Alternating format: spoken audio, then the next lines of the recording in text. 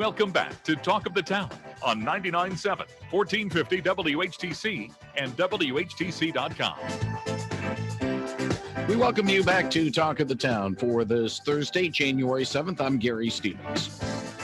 First Thursday of the month, we normally spend our segment, this particular segment on a monthly basis, talking about what's going on at the old seat factory in Allegan. That's, of course, now the new home, and it's still, you can still call it new, even though it's been a few years since they moved up there for the Allegan County Sheriff's Department, as well as the Allegan County Jail. And Allegan County Sheriff Frank Baker joins us via the Zoom connection. Frank, good morning and Happy New Year to you and the entire staff over at the Allegan County Sheriff's Department. Good morning, Gary. Glad you are with us. And if you have a question for Sheriff Baker, he'll be happy to take it at 395-1450, 395-1450. He'll be joined in a few moments by Allegan County Sheriff's Captain Chris Kuhn. It was not a nice time on US 131 in Allegan County last month, and Chris can share some insight into that and the situation it does involve when we do have serious accidents. But first of all, Sheriff Baker, we do need to address the situation that happened in Washington yesterday, along with, for about an hour or so, maybe an hour and a half, the state capitol building being cleared because of a bomb threat that proved to be unsubstantiated. But still, when a situation happens such as what we had in Washington yesterday, although Allegan County is a far smaller aspect than Washington, D.C., it does serve to me as a wake-up call for all units of law enforcement to make sure that when there are gatherings, maybe of a county board or the city councils or the township councils of the municipalities that the sheriff's department is involved in protecting, that situations don't get out of hand locally on a smaller scale, but still to a scale that we saw like yesterday in Washington. Sure. I mean, one of the things that, this whole last year, I think, has been a challenge for law enforcement locally. We've had some incidences occurring in Kent County and in Kalamazoo County that we've been a part of. And excuse me. That's okay.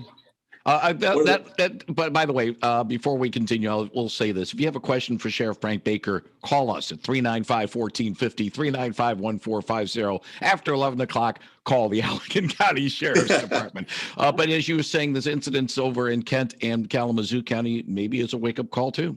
Yeah. Earlier this year, or I guess it would be last year now, there were some incidences that, kind of brought to light that, these things, they're not just happening in other parts of the United States, they can happen locally. And, we assisted in some of our neighboring jurisdictions with some of the challenges they were facing. And, we looked at our own operations and are the things that we can do to better protect our county buildings, our facility, and the people that in our community that we're responsible for. So we've looked at, some equipment changes and needs that we have. And we've been, taking steps to prepare ourselves, just because nobody wants to be caught unprepared and then having something that they can't control. Yeah, and I don't want you to spill the beans as to what the exact plans and preparations are. We touched upon this a little bit with Holland City Manager Keith Van Beek an hour or so ago about the city of Holland and the situation that could possibly happen there. Obviously, other communities need to have similar type of conversations. Quick question, and you don't need to give all the details on it, but as we get to know more about maybe those who are behind what happened yesterday in Washington or in other similar situations, federal law enforcement and local law enforcement in those vicinities might be doing some background checks on some of the people that might be involved as well. If there was somebody, say, hypothetically, somebody in Allegan County involved, would they contact your office in terms of getting a background, or would they do something where they wouldn't need to have a direct contact with you? It's really hard to say, Gary. I know that I've already seen in some of the news media that they've identified some individuals already. And obviously, these individuals are in areas not necessarily near to where this occurred. And as many of them have probably already made their way back to where they're from. They may be reaching out to local law enforcement to help provide some of that insight into what may have led to that. Obviously, we work with all of our law enforcement partners and providing whatever assistance we can, because there's times, of course, when we need their assistance. So we work together, sharing and communicating together so that all of our communities are safer. And like you say, it's something that could happen. It could be something that they reach out for, wanting to know what type of incidents they've been involved in locally, just to provide background so that, whatever action they take is done safe, not only just for them, but for everybody involved and people that are maybe in the close proximity. Because obviously law enforcement sometimes can be a dangerous job, and we want to make sure that we do it as safe as possible. 395-1450, 395-1450. If you have a question for Allegan County Sheriff Frank Baker, and he'll be joined by Allegan County Sheriff's Captain Chris Kuhn in a few moments. I do have one more question to ask of you, Sheriff Baker, and it's a subject that was breached a little bit late last month by one of your colleagues in Ottawa County about scams, people posing as charitable organizations, even sheriff's departments trying to scam money, either as for charitable contributions or the scam, and we're both aware of it. This is your grandson. I'm in prison here. I'm in jail here. You need to bail me out. Blah blah blah. Your department, I assume, is not immune to that at all. No, not at all. And, this time of year, as we get closer to tax season, we see a spike in some of these, a little bit of a change in some of their tactics. But one of the things that really concerns me is quite often we hear of people that are victims of this are some of our senior citizens. And that's sad that people would do this to them. And so we just want to make sure that, they take precautions, take steps. If you get the phone call with someone asking for verification, because they either won something or they need verification because somebody was using their social security number. So can you give us your number so that we can verify that it wasn't you? Or they come up with all kinds of different ways to try to get your personal information and victimize them. So, we just want to make sure that if there's anything that we can do to help, we're a part of the solution, not the problem here, by just ignoring it. 395-1450, 395-1450. If you have a question for Allegan County Sheriff Frank Baker, he'll be happy to answer it at 395-1450. Last month was not a good one along the stretch of US 131 from county line to county line. It is one of the most traveled routes in West Michigan, if not the state, the connection between Grand Rapids and Kalamazoo. And at times, especially in inclement weather, that is, with open plains, especially between Wayland and Plainwell, and even a little bit further south to the Kalamazoo County line, when we do have inclement weather, a lot of snow drifts, a lot of drifting snow, and a lot of ice could cause a lot of headaches and a lot of backups. We had that situation in Allegan County, but it wasn't weather related, Frank. And you have Captain Chris Kuhn, hopefully with us, to talk about when things have to be reconstructed because we've had a very serious crash. Yeah, and I have him with me today because one of the things we noticed was several of the more serious crashes we had were not due to the weather, which is what we anticipate. We anticipate December, January, February, we're going to have weather-related crashes. But these were occurring on really what were the sunniest, most beautiful days of the month. And, that's a pattern change for us. So that's one of the things that we want to look at is why did that happen? And find out what we can do to help prevent that. And that's one of the things that Captain Kuhn's tasked with, is determining how this accident occurred. What were the factors that caused it? So I thought it might be good for our listeners to have a chance to hear some of his perspective and hopefully make our roads a little safer. So I'm going to turn this over to him. Captain Chris Kuhn is joining us from the Allegan County Sheriff's Department. And Chris, thank you very much for joining us here on WHTC. Well aware, of course, of the work that reconstructionists such as you have done over the years. During my years here, Steve Austin, a longtime reconstructionist in Ottawa County, we've chatted in the past with him about, you got to do it. It's not for the faint of heart, I'm afraid, but it is certainly it is certainly something that needs to be done to find out why, what happened. Well, and I think the best thing that people need to understand is it takes time to do these. They're highly technical and highly, they have to be highly specific in what we look for and the detail that we do these examinations, especially initially after the crash when we're working the original scene. So we do have to close roadways. There is no way around it. And we do that because we have to find answers, number one, to protect the motoring public.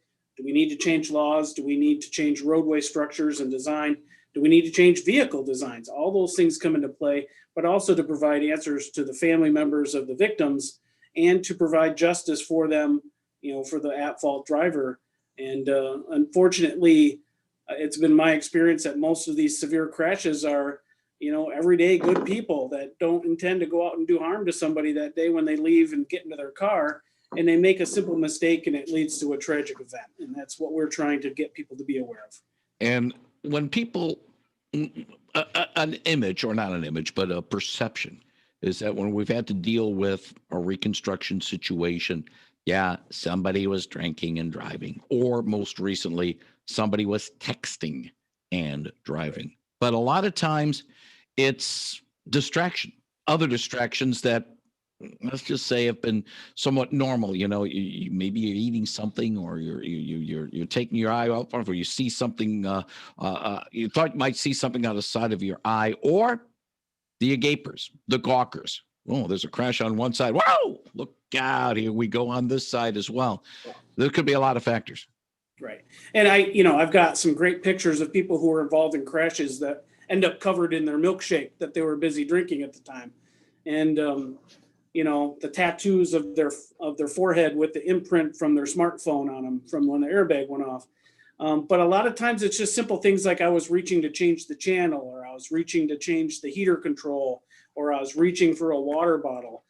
We had one reckless driving semi, literally, that myself and the fellow captain, Matthijs, were just happened to be nearby, and he literally had dropped a large drink on the floorboard of his truck, and he was going down the highway, leaning down with paper towel, cleaning up the mess while he's going 70 miles an hour down a highway in an 80,000-pound semi. These are decisions that people make that just dumbfound me, and unfortunately he got a very expensive citation and probably lost his CDL license because of it. But, it's the simple things where a simple mistake of a momentary distraction at the wrong time lead someone to miss a stop sign and cause a crash. And one thing I want to reinforce with people, yes, okay, I get it. The seat heater is a little too warm and you want to change the setting, but plan for doing that. Plan for taking your eyes off the road for a second, look ahead, make sure there's not an intersection coming or traffic or, bad weather or something like that, and do it smartly, not just because it's, you've got the instant thought that I need to change the heater settings. I'm going to do it right now. Sheriff's Captain Chris Kuhn, what happened last month along US 131, I believe it was two separate incidents, but is just simply a case, you're dealing with one, and then all of a sudden, boom, here comes another one. And this happened not once, but twice. I don't want to say, has it happened before? But I'll ask it, has it happened before? Not quite that severe. I mean, we have minor crashes that occur when traffic backs up, but the number of severe crashes that we had in such a short amount of time was unprecedented in my experience, and that's 25 years here at the county. We had an unfortunate crash where a pedestrian was hit, and like I said before, we have no choice but to close the highway down. Well, that backs traffic up, and then it becomes imperative that drivers remain attentive even when going down the highway. And that caused, someone to have a lack of attention, and a semi, unfortunately, who I would consider a professional driver, made a mistake and caused a second crash just north of Martin. And then that proceeded to back up the traffic even further. And then that led to a third crash down by the US 131 dragway south of Martin, which ended up being a fatality. In both of those cases, and I know the state police handled the one with the two semis, it was just distracted driving. And I can tell you that the one involving the fatality is a crash that I'm currently reconstructing, and the circumstances when they come out will be shocking. And how those circumstances came together to cause that crash and lead to someone losing their life. I think everybody needs to take pause and seriously reconsider their driving habits. The stretch of US 131 from county line to county line, it seems to be a little bit more dangerous than, say, the I-196 stretch from Allegan to South Haven. Based on your experiences, is it just the design of the roadway, the way it is, how people drive that, or the volume, or what? Well, I can tell you from my patrol days, it's a lot of bad driving habits. We would take pride in stopping the people who read newspapers and books going down that highway. And I even had a woman that I stopped one year who was putting mascara on while going down the highway at 75 miles an hour. I was shocked that she was able to even do it physically, but she argued with me when I gave her a pretty significant citation for it. And I was kind of taken aback by that. So I think with that roadway, it's heavily traveled. It probably needs some improvements, and maybe MDOT will be looking at that over the years. But it's just a number of vehicles and poor driving behavior because it's nice and straight. There's no curves like 196 has. And it kind of hypnotizes people a little bit. That stretch, and you just made the point, that's a straight stretch of 131 for the most part. It doesn't weave and have little bends like I-196. But another tough stretch as well, closer to here, M40 from Hamilton up to Howland. That's another tough one. Yeah, and we've had some bad pileups on that roadway as well for similar reasons.